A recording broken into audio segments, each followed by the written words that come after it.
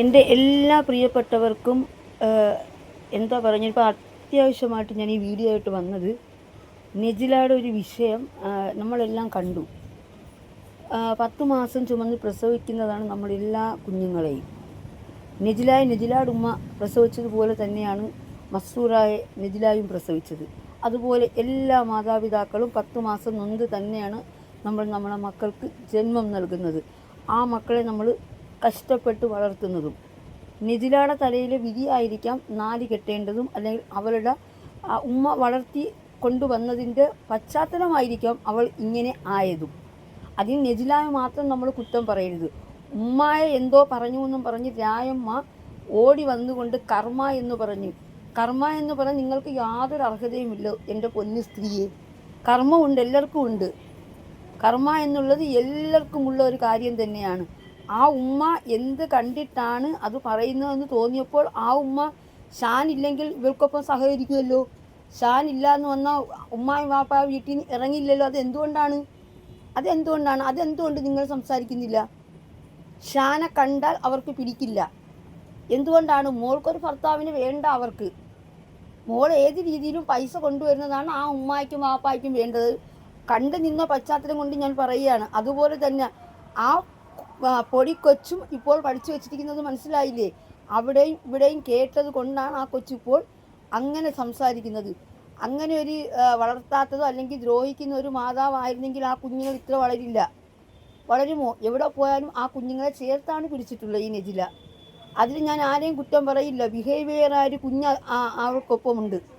ഒരു മാതാപിതാക്കൾക്കും പറ്റില്ല അത്തരം കുഞ്ഞുങ്ങളെ വളർത്തിക്കൊണ്ട്. വലിയ പാടാണ് അത്. അനുഭവിക്കുമ്പോഴേ അതിൻ്റെ പ്രയാസം എന്തെന്ന് മനസ്സിലാവും. അതുപോലെ ഷാൻ, നിങ്ങൾ പല വീഡിയോകളും എടുത്തു നോക്കണം. ആ കുഞ്ഞുങ്ങളെ സ്വന്തം കുഞ്ഞുങ്ങളെ പോലെ തന്നെയാണ് കാണുന്നത്. ഇനി നെജിലാക്കുള്ളൊരു തെറ്റ്, പൈസയല്ല വലുത്.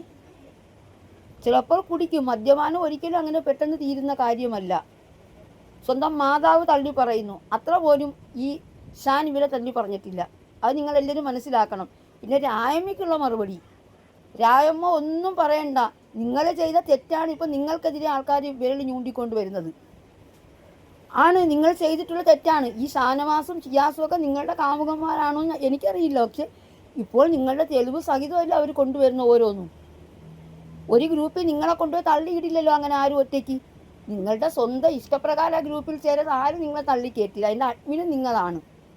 നിങ്ങൾ എല്ലാം അറിയാം ഒന്നും അറിയില്ല എന്നുള്ള രീതിയിലുള്ള സംസാരമൊക്കെ നിങ്ങൾ സംസാരിക്കുന്നുണ്ട്. ഒരാൾക്ക് എന്തെങ്കിലും വന്നാൽ ഓടി നിങ്ങൾക്ക് ആ ഒരു കണ്ടൻറ്റേ ഉള്ളൂ. ഇപ്പം നിങ്ങളെ മക്കളെയും നിങ്ങളെയും കുറിച്ച് എന്തെല്ലാം വീഡിയോസാണ് മറ്റേ ഫാത്തിമ എന്ന് പറയുന്ന യൂട്യൂബർ നിങ്ങളെപ്പറ്റി ആരും കേൾക്കാൻ അറയ്ക്കുന്ന ഭാഷകൾ അവർ പറയുന്നത് മൊത്തം. നിങ്ങളെ ഭർത്താവ് കേൾക്കുന്നില്ലേ? ഈ പൊതുസമൂഹം കേൾക്കുന്നു. നിങ്ങളെ മക്കൾ കേൾക്കുന്നില്ലേ? അതാണ് കർമ്മ എന്ന് എല്ലാവർക്കും ഉണ്ട്. നിങ്ങളും അവരും എല്ലാം ഒരുപോലെ തന്നെയാണ്. ഇങ്ങനെ പരദൂഷണം തിന്ന് ജീവിക്കരുത്. ഇതിപ്പോൾ നിങ്ങൾ അവരെക്കുറിച്ച് പറഞ്ഞു വന്നതുകൊണ്ടാണ്. മാതാപിതാക്കൾ എല്ലാവർക്കും ഒരുപോലെയാണ്. ഈ നെജിലയുടെ ഉമ്മ ഇപ്പോൾ ചെയ്തുകൊണ്ടിരിക്കുന്നില്ലേ, അവരുടെ കുഞ്ഞുങ്ങളോടുള്ള അമിതമായ സ്നേഹം ആയിട്ട് എനിക്കത് ഒരിക്കലും തോന്നുന്നേ ഇല്ല. കുടിയനായ ഒരുത്തന് ഇവള് കൂടെ കൂട്ടണ്ട, ഭർത്താവില്ലെങ്കിലും കുഴപ്പമില്ല എന്നുള്ളതാണ് അവർ ആകുലത. ഉള്ളത് കൊണ്ട് ജീവിക്കാം എന്നുള്ളതായിരിക്കാം ആ ഉമ്മ വിചാരിക്കുന്നത്. ആ ഉമ്മ ഒരു കാര്യം മനസ്സിലാക്കണം. ഈ പെൺകൊച്ച് ഇപ്പോൾ ഇങ്ങനെ പറയുന്ന പെൺകൊച്ചു പ്രായപൂർത്തിയായി വരുമ്പോൾ എത്തരത്തിലാവും അത് മനസ്സിലാക്കുക. കുട്ടിയുടെ മാനസിക നില വളരെ പരിതാപകരത്തിലായിട്ടുണ്ട്. ഒരാളെക്കുറിച്ച് നിരന്തരം നമ്മൾ ചെയ്യുമ്പോഴുണ്ട് ഓർക്കുക. ഇതേപോലെ തന്നെയാണ് തള്ളമാർക്ക് എതിരെ മക്കളെ തിരിയും. തീർച്ചയായിട്ടും ഞങ്ങളുമൊക്കെ മക്കളെ വളർത്തുന്നതാണ്. ഞങ്ങൾ മക്കളെ ഉപകരിക്കാനാണ് വളർത്തുന്നത്. അനുഭവമാണ് എല്ലാവർക്കും. നമ്മൾ ചെയ്യുന്നതേ നമുക്കുണ്ടാവും. എനിക്ക് ഈ രായമ്മയെന്ന് പറയുന്നവരോട് പറയാൻ, നിങ്ങൾ ചെയ്യുന്നത് വളരെ ക്രൂരമായ പ്രവർത്തനങ്ങളാണ്. നിങ്ങളെ അമ്മയെ കൊണ്ട് പൊതുസമൂഹത്തിൽ വലിച്ചിരച്ച് നിങ്ങളും അതുപോലെ നെജിലായും അവൾ ഉമ്മായെയും സ്വന്തം മക്കളെയും പൊതുസമൂഹത്തിൽ വലിച്ചിരച്ച്. ഇങ്ങനെയല്ല പെണ്ണുങ്ങളെ ജീവിക്കേണ്ടത്. മാന്യമായിട്ട് ജീവിക്കാൻ നോക്കും. നീയൊക്കെ അന്തസ്സുണ്ട്. അതിന് ഓരോ കോപ്രായങ്ങളെടുത്ത് മക്കളെയും പബ്ലിക്കിലിട്ട് നാറ്റക്കേസിന് വരുന്നുണ്ട്. ഓരോ സ്കൂളുകളൊക്കെ അങ്ങ് പബ്ലിക്കിലാണ് ഓരോരുത്തർ ഇടുന്നത്. പിന്നെ അതൊക്കെ എടുത്ത് ആരൊക്കെ ചെയ്തിരുന്നത് എങ്ങനെ അറിയും? നിങ്ങളും ഭയപ്പെടേണ്ടതാണ്. ഈ രായമ്മ ഒരുപാട് ഭയപ്പെടേണ്ടതുണ്ട്. നിങ്ങൾക്കിപ്പോൾ ഒരുപാട് പ്രശ്നങ്ങളിലൂടെ കടന്നു പോയിക്കൊണ്ടിരിക്കുക. നിങ്ങൾക്കും വലിയ കുഞ്ഞുങ്ങളില്ലേ? അതുകൊണ്ട് മാന്യമായ രീതിയിൽ നിങ്ങളും ജീവിക്കുക. ഒരാൾക്ക് എന്തെങ്കിലും വരുന്ന ഉടനെ ഓടി വീഡിയോ ചെയ്യുന്നത് കാര്യങ്ങളൊക്കെ മനസ്സിലാക്കുക. കുഞ്ഞുങ്ങൾ പറയുന്നത് നമുക്ക് മുഖവിലേക്ക് എടുക്കാൻ പറ്റില്ല. കുഞ്ഞുങ്ങൾക്ക് ചിലപ്പോൾ അവരുടെ സ്വാതന്ത്ര്യം നടക്കില്ല. സ്ട്രിക്റ്റ് ഉള്ളിടത്ത് അതും കാരണമാകാം. സ്ട്രിക്റ്റ് ഉള്ളിടത്ത് കുഞ്ഞുങ്ങൾ നിൽക്കില്ല. എത്ര മാതാപിതാക്കൾ എന്തെന്ന് പറഞ്ഞാലും സ്വന്തം മക്കൾ ചീത്തയാവാൻ ഒരു മാതാപിതാക്കളും ആഗ്രഹിക്കില്ല.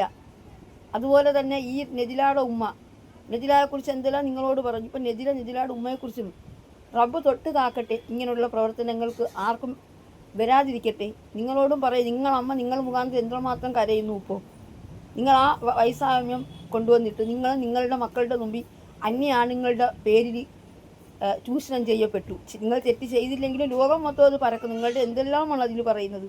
അതുകൊണ്ട് മാന്യമായിട്ട് ജീവിക്കരുത്. എല്ലാവർക്കും കർമ്മം കൊണ്ട് കിട്ടിക്കൊണ്ടിരിക്കുകയാണ്. ഇനിയെങ്കിലും മാന്യമായിട്ട് ജീവിക്കാൻ നോക്കും പൊന്നു സ്ത്രീകളെ.